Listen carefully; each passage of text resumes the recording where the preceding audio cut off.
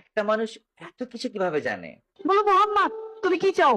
যদি এই আরবের সব থেকে সুন্দর নারী চাও, অথবা যে কোনো সম্পদ চাও, আমরা তোমার জন্য দিব।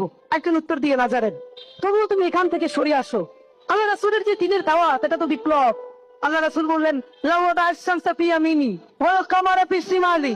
যদি পুরো সূর্য এসে ডান হাতে দাও, চন্দ্র এনে বাম হাতে দাও, তবু এই দিনের দাওয়াত থেকে আমি সরে যাব না। একটা মানুষ এত অথেন্টিক নিউজ কতটা পড়লে, কতটা জানলে, কতটা সাহসী এবং কতটা সৎ হলে একটা মানুষ ফ্ললেস কথা বলতে পারে? ইলেকশনের আগে বড় বড় ফিগারকে এখানে অ্যাসাসিনেশন করা হবে, গুপ্ত হত্যা করা হবে। আমরা হয়তো কথা বলতে বলতে একই কথা দুইবার বলে ফেলি, একটা একটা লাইন সেকেন্ড টাইম বলি। উনি কখনোই সেটা করতো না। আমরা যদি শহীদ হয়ে যাই, আমাদের সন্তানেরা লড়বে, তার সন্তানেরা লড়বে।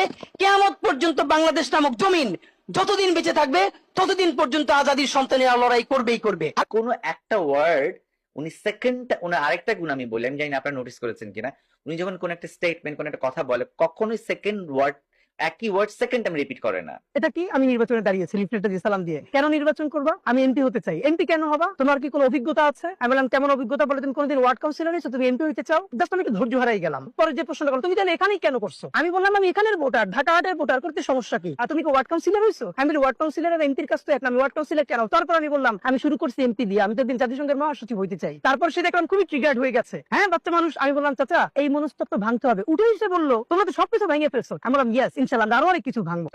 ওনার ব্রেন এত শার্প, বিকজ উনি জীবনে এত পড়াশোনা করেছে। এবং সবচেয়ে বড় কথা, ভারতবর্ষের যে এই যত ধরনের ইস্যুস গুলো ছিল, প্রত্যেকটা কোন সালে কোন রাজ্যে কত সংখ্যা আহত, আমার কাছে মানে জীবন্ত একটা এনসাইক্লোপিডিয়াকে আমি দেখতেছি।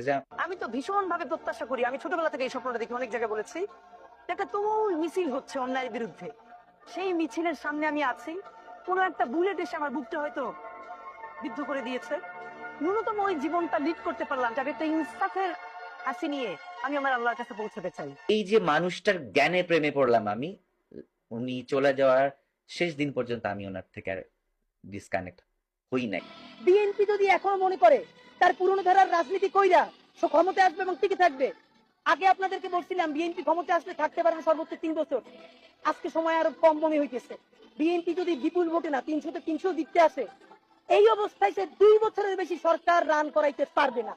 বাংলাদেশের স্বাধীনতার সার্বভৌমত্ব, বাংলাদেশের ইসলাম এবং মুসলমানকে বাঁচাইতে হইলে আমাদেরকে তুমুল যোগ্যতা অর্জন করতে হবে। এই মাদ্রাসা শিক্ষিত জনগোষ্ঠীর মধ্যে হাজার হাজার ছেলে লাগবে, যারা সিএনএন, আল জাজিরায় তুমুল ইংলিশে বলতে পারবে। তাকে যে জঙ্গি বলা হয়, মিথ্যে ট্যাগ দেওয়া হয়, এটাকে ডিবাঙ্ক করতে পারবে সেই ইংলিশে এবং অবাক করার মতো